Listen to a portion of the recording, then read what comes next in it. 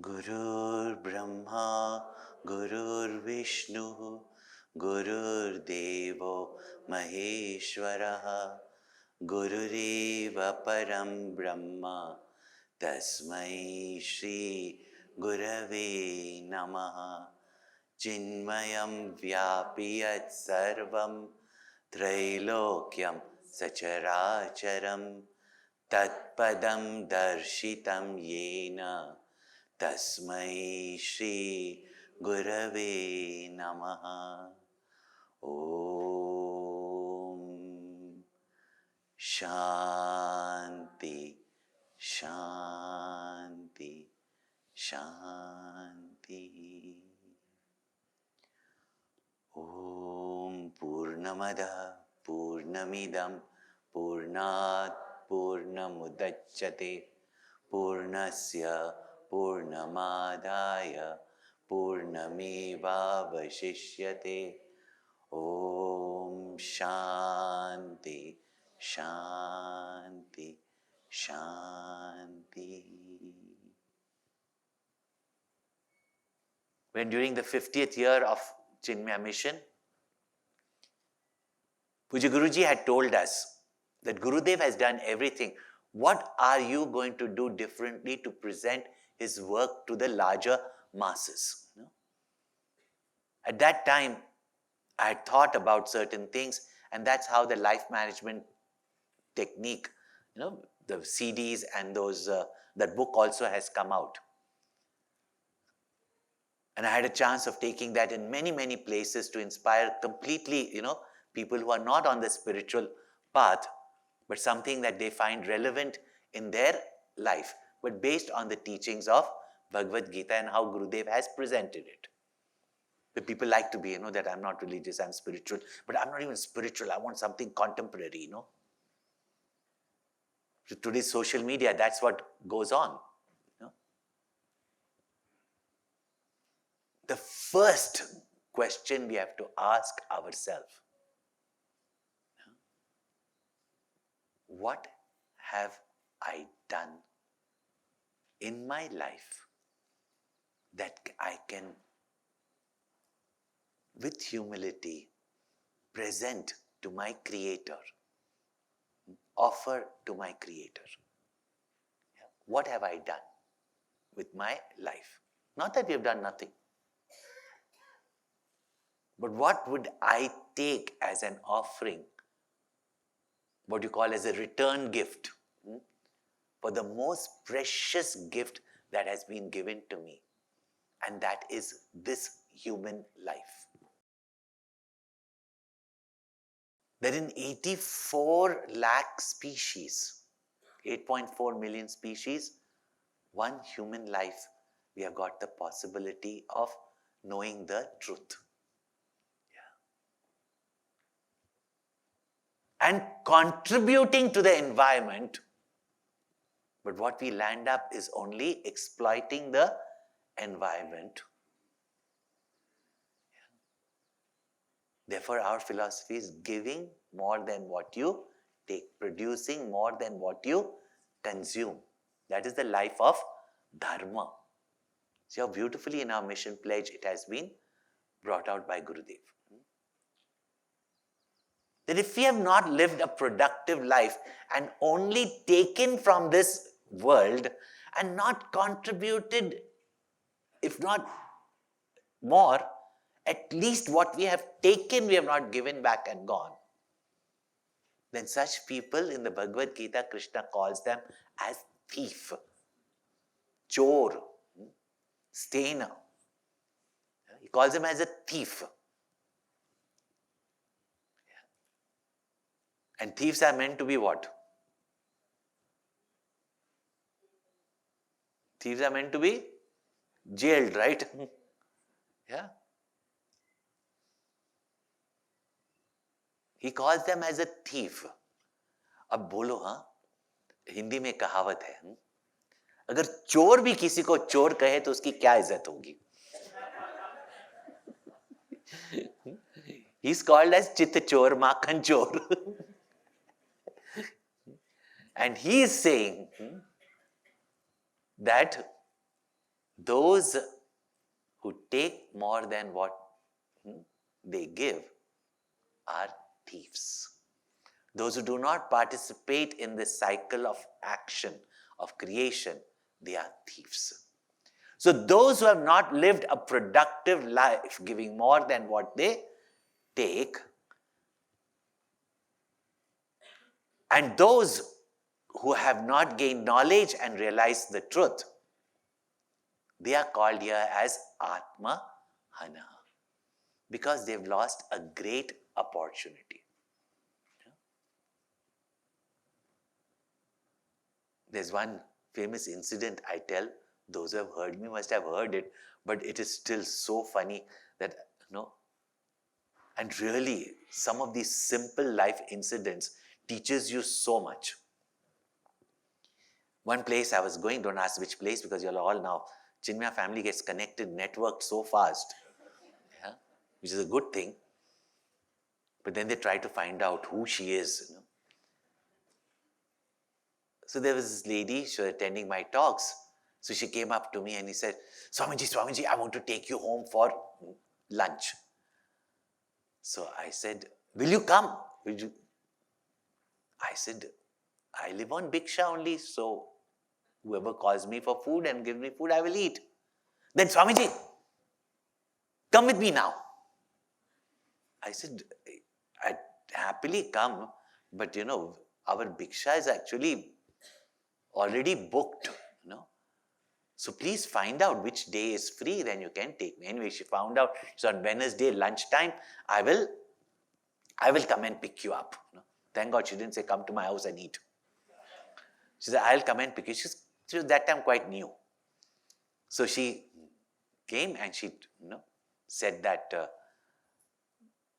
come with me. So I said, okay. I went. In the car we were sitting. A nice big car, Mercedes. And she said, Swamiji, I'm so blessed. I'm so happy you're coming to my house for Bhiksha. And I knew that is not all. However, Swamiji, I want you to do one thing for me. I said, yeah, I know. Nobody gives a Swami even free food. I want one thing for you. So blessings are not enough. So I said, what's the problem? No, there is no problem as such. Yeah. So I said, then what do you want me to do? Yeah. Swamiji, my husband has become a problem. I said, just now you said no problem, my husband is a problem. No? So he said, my husband is a problem. So then I even laughed and I said, whose husband is not a problem? She said, but Swamiji, my husband has a peculiar problem. No? But don't tell anybody. Don't tell anybody. Now you're telling me and you're telling me not to tell anybody. I said, but why? I won't tell anybody. I don't tell anybody's personal problems. No, but Swamiji, please don't tell anybody. Huh? I said, see, I give examples from real life. Only I might mix a few things so that people don't go find out who those people are. But they're real life things. I won't take your name, but I won't tell it's your husband or any such thing. You sure, no? Yeah. I said, what is it? But Swamiji, it's,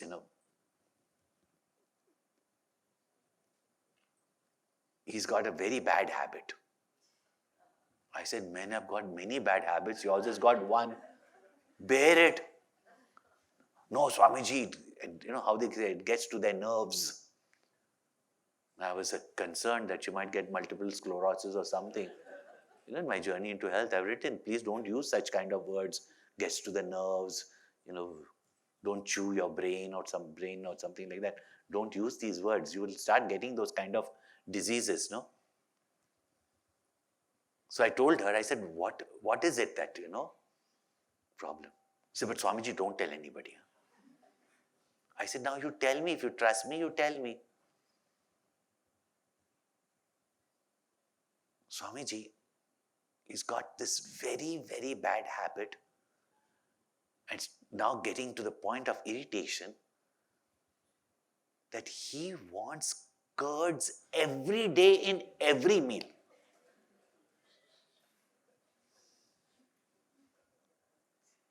So I said, what's wrong with it? He must be a South Indian.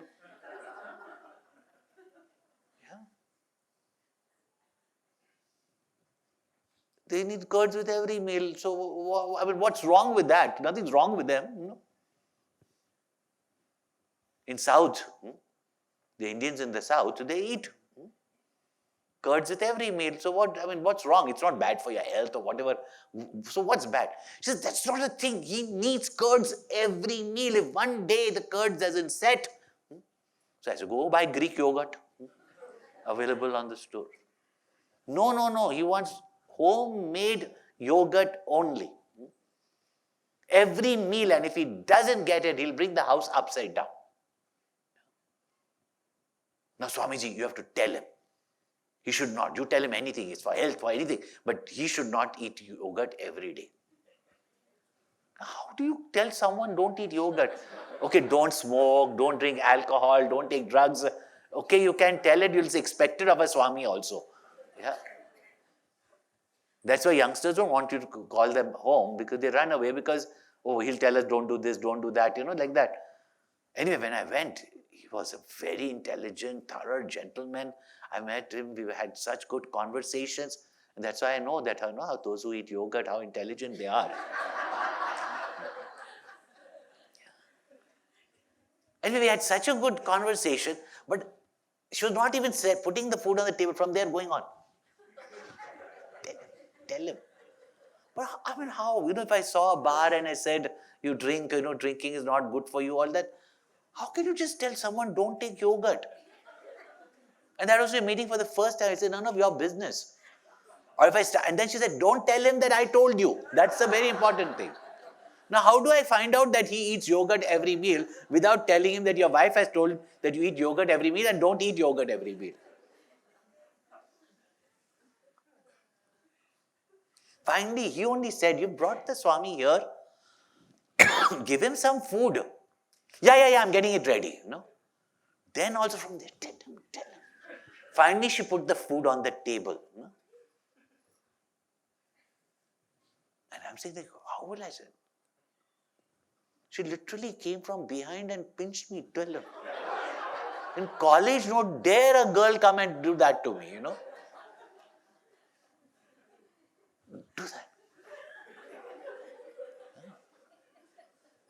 Still, I don't know what to do.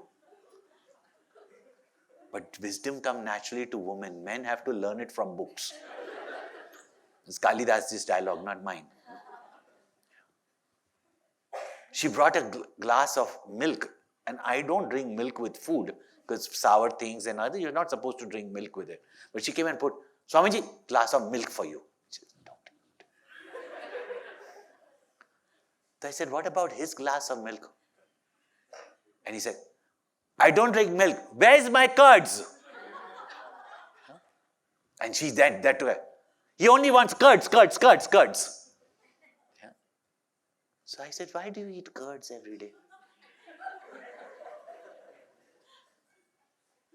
So he said, Swamiji, do you believe in reincarnation? No, I said, oh no. Now if I go into this discussion about reincarnation, and I'm telling you the story because that's the theme of this verse.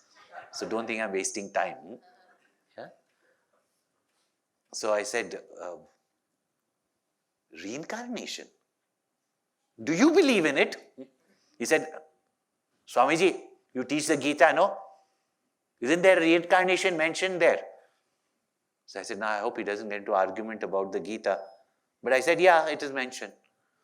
And according to the theory of reincarnation, according to your karma and your vasanas, according to your actions and your desires, you can get any birth, right? Am I right? I said yes. So thank you also saying yes. So I don't have to explain more. That yes. So he said, see, I could be born As a monkey? I said, yes. I could be born as a bull. He didn't say cow, he said bull. I said, yes. I could be born as a donkey. I said, chances are good.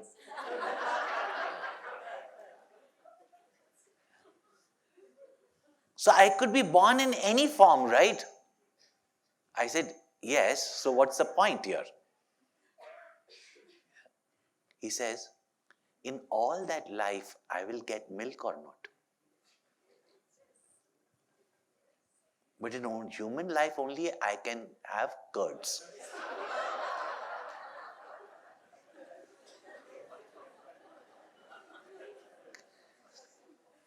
Yeah.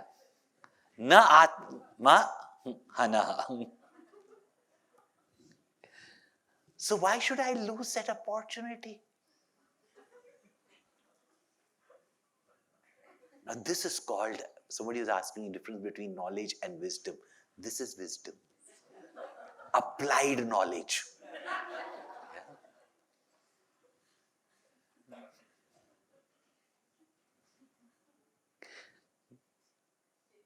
Now you know why those who eat curds, why are they so wise? But this is not about eating curds every day.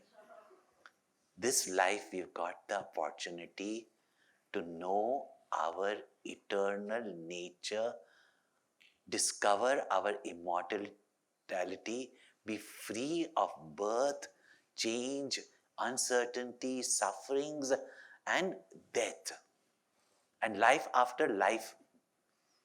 And having lost that opportunity, it's like not eating curds while you are a human being.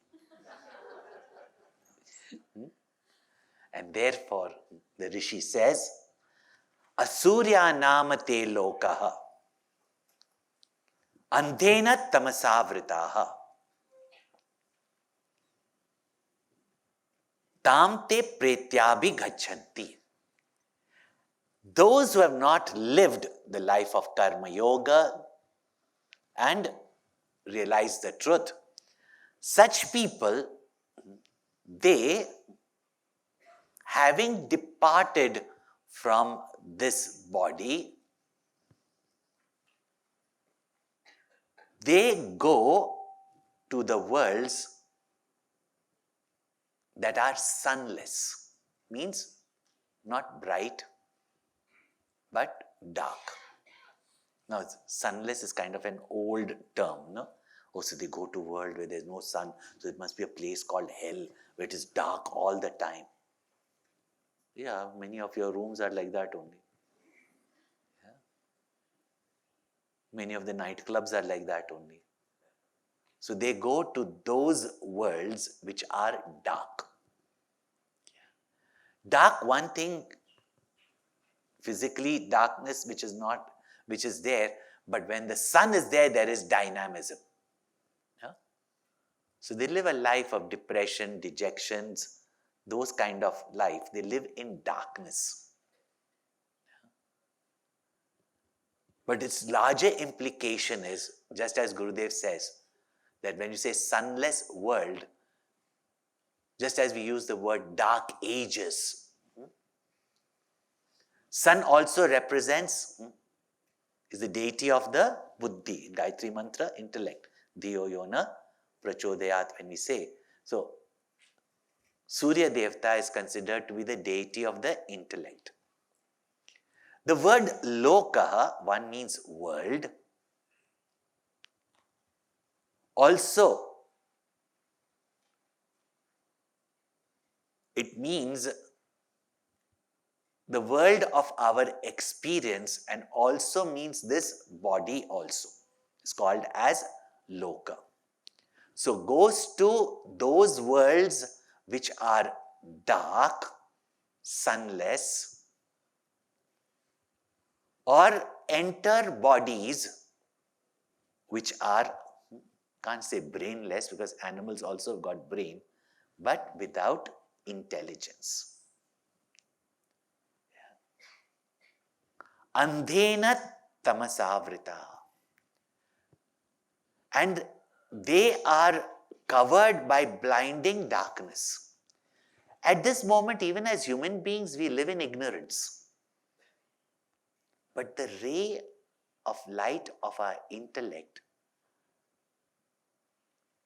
that kind of peeps beyond to see the light, even that intellect is not there in those worlds that they attain. Shankaracharya goes to say also, and in context with what is going to be said later on, he is perfectly always right, that Asurya,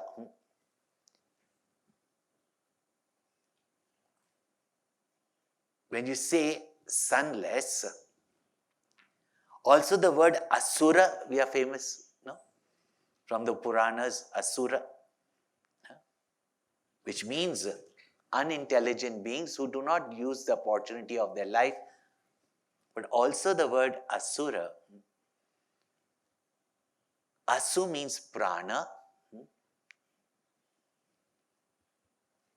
Those who remain reveling, and that's also the senses, those who remain only in reveling in sense pleasures.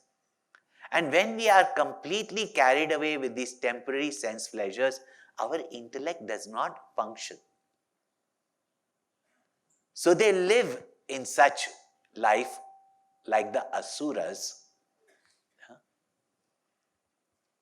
very often translated as demonic, but Asura means sensuous life. And in sensuous life, there is no discrimination, even about your consequences of your own actions. So Asurya namate lokaha, andena tamasavritaha. They live in blinding darkness.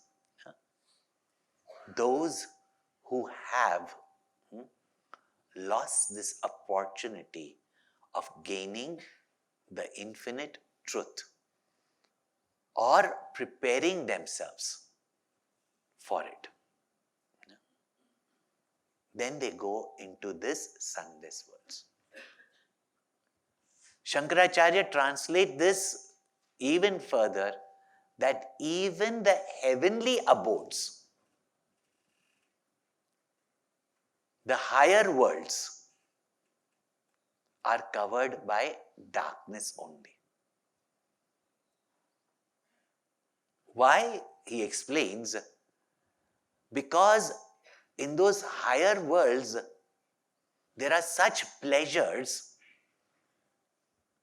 even sattvic pleasures, and this you have to be careful, no?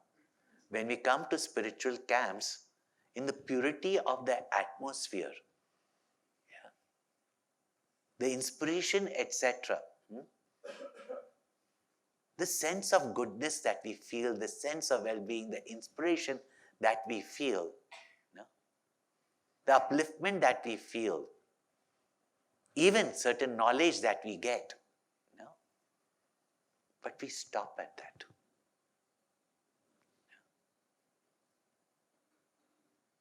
We come back to the camp again to get that kind of experience only.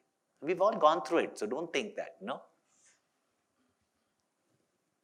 But having gained this knowledge in such a sattvic atmosphere, such a conducive atmosphere, having come here, do you feel like going back? Do you feel like going back? No. We also didn't. Our camp was for 2 months. We kept on extending. We all came for, 10 days will be more than enough. We went on extending. And after that 2 months of camp with Gurudev here was such bliss that we didn't want to go back.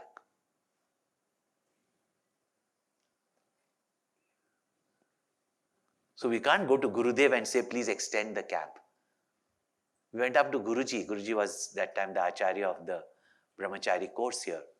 So we went up to Guruji and told him that Tell Gurudev, no, please extend. We know it's an impossibility. He's got his programs fixed 2 years in advance. Please extend the camp, please extend the camp. He said, first of all, you all don't come here. You'll never come here. You have to be forced to come here. And now that you come here, first you complain the room is not like this, I don't have space, the 7 in the room, etc. This, that, hot water is not there. This. Now you stayed here for 2 months, you gained everything, now go. I mean, he was also a little bit fed up of us, because we used to go and use his room only for everything. So go back to your life. No, it is so good here. We're enjoying so much, He said, why? You're 7 and we were 7. Here now 2 of you complain to be in each other's rooms.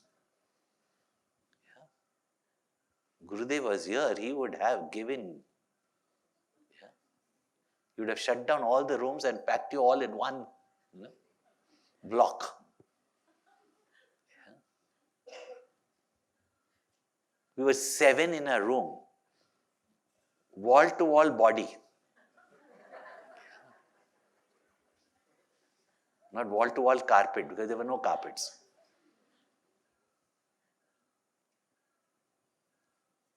Yet that enjoyment, that happiness. But these discourses are much more than that. Therefore, sometimes in those heavenly,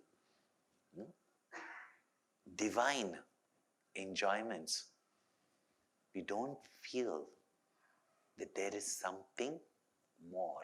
And even if there is something more, this is not bad. See, this I noticed when I went to metropolitan cities and when I went to the smaller towns and cities. The metropolitan cities, dynamic, aggressive, even greedy, even backbiting, competition may go on. But they have dynamism. They have the thirst for progress, even if it's material progress. But when I went to these smaller cities where small communities were there, very good people, very nice people, living in peace, they have sufficient, they all meet together for a party, They do go for their satsangs and all that, but they're quite satisfied with that. We are good, no? And when you're good, life is also good. But isn't it enough to be good? No, it's not enough to be good, because goodness is never enough. You can always become better. Therefore, Shankaracharya says that even a life in heaven is without knowledge of the truth. And here sun then represents that which is in Gayatri Mantra, the truth. The knowledge of the truth. And therefore, in this human life, where you have the balance of joys and sorrows. Hellish world, only sorrow you can't even think about. This is the best life in which we can realize the truth. So these 3 verses, now to inspire us to know who or what Isha is, knowing which we are freed from committing suicide.